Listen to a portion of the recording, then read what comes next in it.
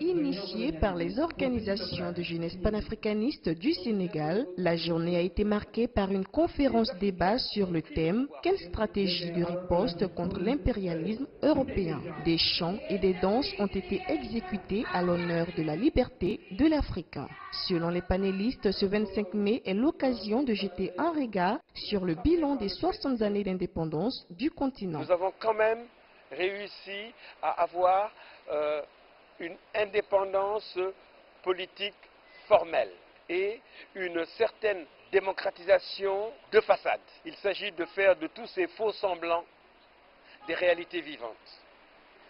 Il faut que ce soit les peuples africains qui décident ce qu'ils veulent faire de leur terroir, ce qu'ils veulent pour eux-mêmes, ce qu'ils veulent faire de leur richesse, quel type de construction moderne ils souhaitent pour leur continent et comment la mettre en œuvre et la réaliser. La conférence a connu la présence d'étudiants et membres d'organisations panafricaines de la société civile.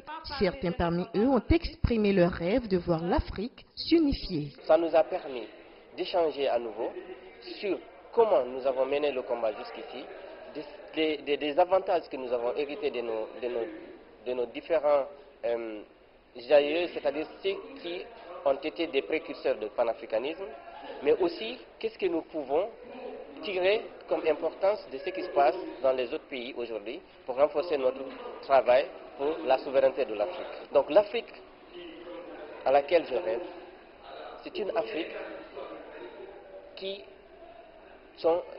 c'est l'État fédéral africain. Les Africains, les gouvernants doivent penser maintenant à se libérer définitivement par rapport à la monnaie, par rapport aux ressources, par rapport aux libertés démocratiques.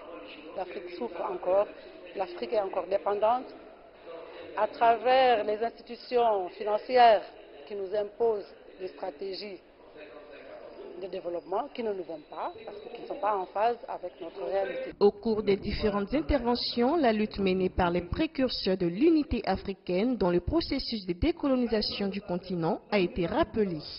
Les participants ont lancé un appel à militer pour une monnaie commune, un seul État africain et un marché commun. Christina Niaouré, CGTN français.